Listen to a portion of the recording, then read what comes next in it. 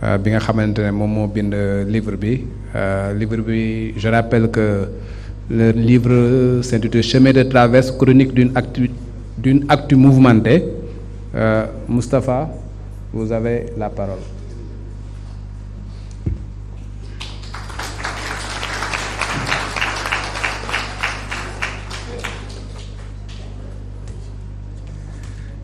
Alors am na ñu may bind sànq ba léegi naan dee leen ko wax ci wolof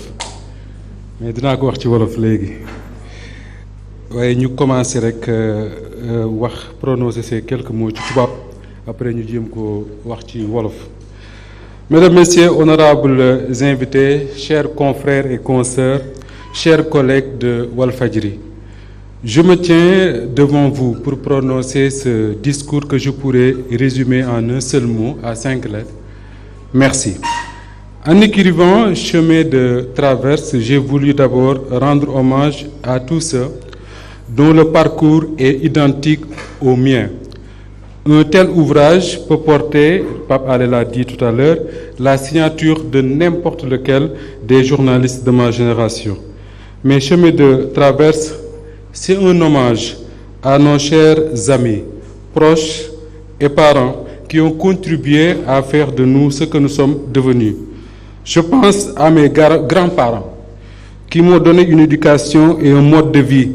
Ces grands-parents que j'ai toujours appelés par leur prénom, ils n'étaient pas Mam pour moi, ils étaient tout simplement Baye Omar et Awa. Je pense également à tous ceux qui ont été obligés de quitter leur famille pour aller chercher un avenir meilleur ailleurs dans le monde. À Louga, nous les appelons Modou Modou. Je veux leur dire merci de vous sacrifier pour nous offrir un avenir meilleur. Chemin de traverse est aussi un hommage que je rends à tous les camarades, tous les enseignants de l'école primaire Teeno Ngelaw de Kër Serigne Louga, du collège Massamba Siga Diouf, du lycée Malick Sall de Louga. Nous ne sommes plus au lycée, encore moins au collège, mais nos relations, Maître Ousmane Thiam l'a rappelé tout à l'heure, restent les mêmes. Certains d'entre nous sont devenus enseignants, avocats, journalistes, commerçants, Modou Modou comme on les appelle, ministres, membres du parti au pouvoir ou de l'opposition, mais nous sommes restés exactement les mêmes. Je disais donc que Chemin de traverse pourrait porter la signature de chacun des journalistes de ma génération avec qui nous avons couvert les mêmes événements. Je le dis en pensant à Habiboula Fall, Babacar Sow, Ibrahima Lissa Faye, Pape Alé Niang, Mariam Beng, Khadijatou Faye, Yassine Diouf, le défunt Oumar Diarra et tant d'autres. Ceux-ci ont sacrifié des week-ends, ont passé des nuits dehors, ont fait des kilomètres de route pour faire de la Convention des jeunes reporters du Sénégal une réalité. Une organisation qui se bat pour une presse digne, avec des acteurs à la hauteur des attentes du public. Soyez-en remerciés. Merci également à mes aînés du journal Le Populaire qui ont guidé mes premiers pas dans la presse. Thierno Talla, Moustapha Sow, Mamoudou Wane, Yakham Mbaye, Assane Diagne, Daouda Diarra, Arona Dem, Youssouf Badji, Astou Sène, Ndeye Ly et tant d'autres. Daouda Mine particulièrement, tu m'excuseras d'avoir trahi dans ce livre notre secret, vieux maintenant d'une vingtaine d'années. Vous avez été là pour nous encourager et nous pousser à devenir meilleurs. Chemin de traverse est aussi un hommage que je rends aux défunts Sidi Lamine Niass, Abdourahmane Kamara, Jean Meïssa Diop, oui, Jean, qui m'a fait venir à Walf et qui m'a appris à manager une rédaction. J'en profite pour dire merci à Tidiane Kassé, qui a bien voulu préfacer ce livre, mais surtout parce qu'il est toujours là pour nous encadrer et nous encourager. Tidiane, qu'Allah te prête une longue vie et une santé de fer. Enfin, je vais terminer par là où je devais commencer. Je veux dire merci à Cheikh Niass, administrateur du groupe Walfadjri depuis 2019. Malgré son jeune âge, Cheikh a été là dans les moments de grande incertitude. Après le décès de son illustre père Sidi Lamine Niass, il a été avec nous, avec courage et abnégation, pour que Walf reste ce que Sidi Lamine a toujours voulu qu'il soit, c'est-à-dire la voix des sans-voix. À travers Cheikh Niass, je veux rendre un hommage mérité à tous les travailleurs de Walfadjri, de ceux de la direction générale à ceux des rédactions, en passant par les techniciens, les caméramans, les bagagistes, les chauffeurs, les vigiles. Votre courage est admirable. À Ibrahima Anne et à toute l'équipe de Walf Éditions, je dis bravo et je souhaite plein succès. Ibrahima, que j'appelle souvent mon Tcherno à moi, cette semaine, j'ai lu quelque part qu'un livre n'est terminé que quand on a commencé le prochain. Commençons alors le prochain livre. Voilà ce que je voulais dire rapidement en français.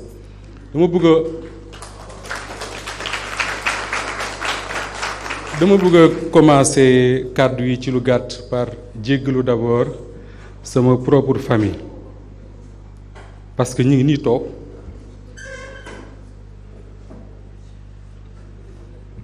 man ñi ñëwee samay mbokk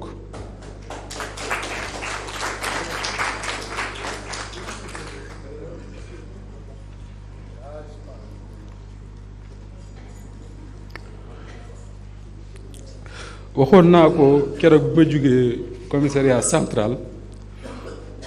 dinaa ko waxaat tey man sama ay mbokk man maa ci njëkk a jël parole en public ñu ngi ñi toog tonton Sidi papa Pablo Massaer mon jeune frère man li ma nekk ñii ñoo ma ko def rawatina sama ñaari maam ñoom laay tudd léegi muy Baye Oumar ak Awa parce que man samay maam ñoo ma yar mais mësuñu ma xool wala ñu yar ma nu maam di yaree sëtam dañ ma mas a yar comme seen ay doom moo tax duma leen wax maam Baye Oumar laa leen mës di woowe ak Awa tey bu ñu taxawee fii di waxtaanee téere bii nga xam ne moom la ñuy présenté tey Sénégalais yi damay wax ne téere la boo xam ne képp kuy journaliste boo xam ne man ak moom ñoo bokk génération su ko neexee dindi turu Moustapha Diop def ci turam tey buñ ci bindoon Pape Alé Niang wala Ibrahima Lissa Faye wala Seyni Diop wala Mbagnigo wala keneen je suis sûr que livre bi la même chose lay donner livre bi nag dafa am histoire parce que loolu dama ciy profité di sant toute la classe politique sénégalaise ak fu ñu mënti bokk ñu ne ci pouvoir comme ñu ne ci opposition parce que sama liggéey malheureusement mooy di leen critiquer ñoom ñu koy accepter parfois mu neex parfois mu naqari bés docteur Babacar Diop mii nga xam ne mooy maire Thiès tey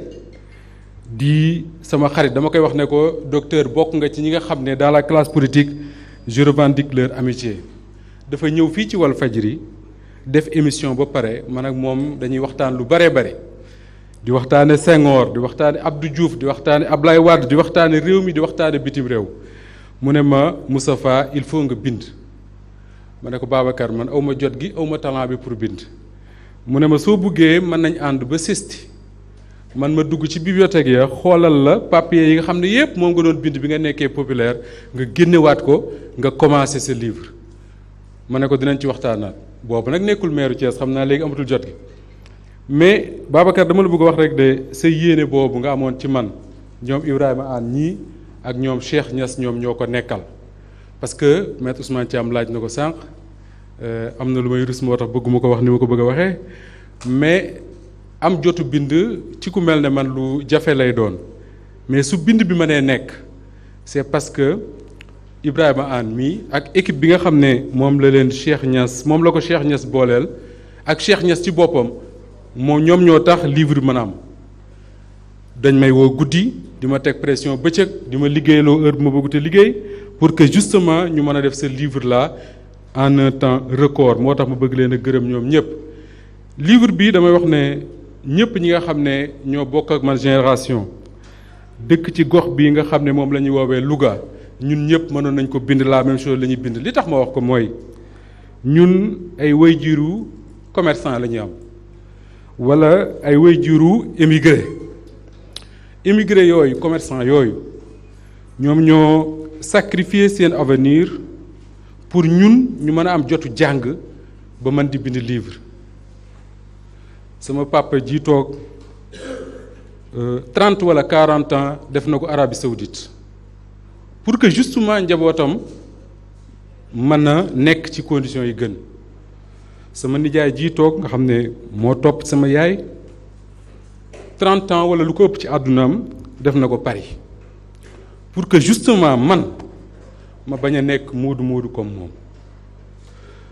pour que justement man ak sama ay rakk ñu mën a am jotu jàng. moo tax ma ne il faut me rendre hommage doomu Sénégal yi nga xam ne jamono ji ñoom ñooy jël gaal yi dem Espagne wala ñuy jaar Nicaragua di dem États-Unis dara waralu ko lu dul bëgg seen avenir bopp, mais également fexe ba seen njaboot yi nga xam ne moom la ñuy bàyyi ñu am un avenir meilleur. sama maam moo ma ko wax bi ma amee bac ñëw di ko tàggu si ne ko damay dem université bu Dakar mu ne ma yow day amoo jotu jàng-jàng bu yàgg. ma ne ko lu tax mu ne parce que da ngay defi concours wala nga defi formation liggéey ngir dimbale sa yaay. fu ma dem ci àdduna loolu lay yóbbaale.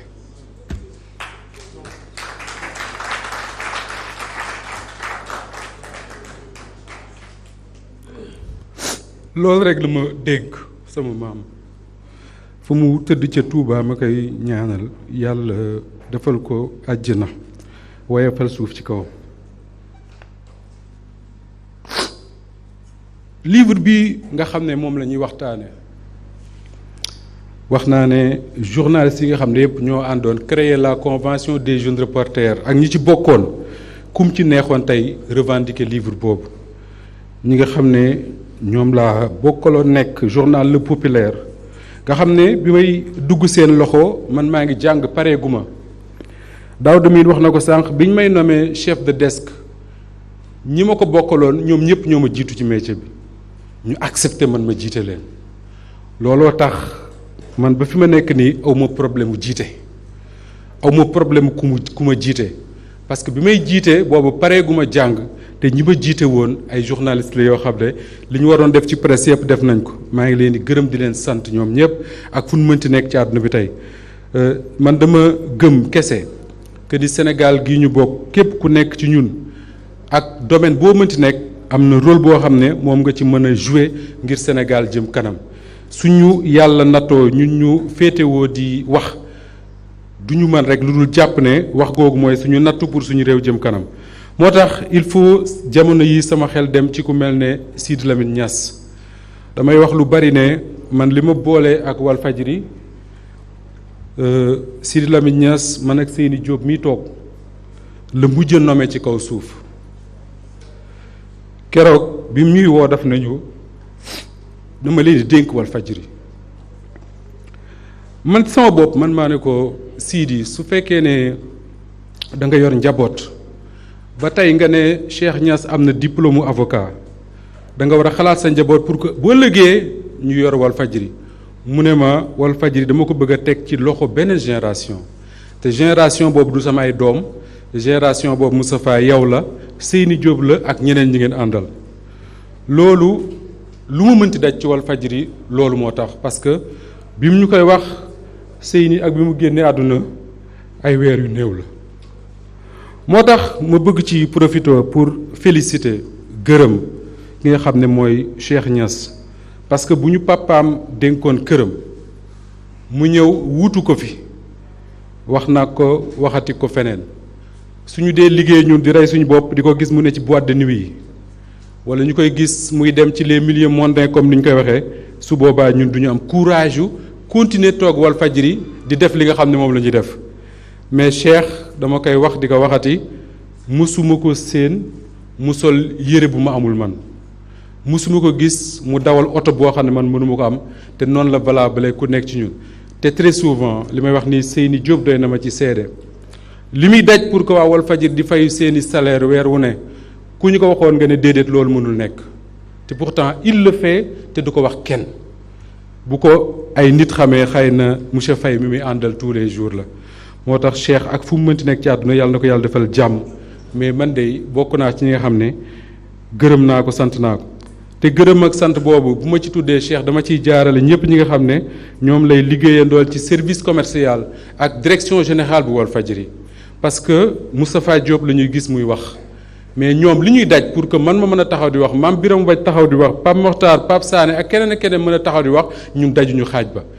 muy waa direction générale muy waa service commercial muy techniciens yi caméraman yi ñi nga xam ne ñoo yëkkati bagage yi teg chauffeurs yi ba ci vigile yi ñoom ñëpp man dama leen di xool ma ne ñii courage bi ñu am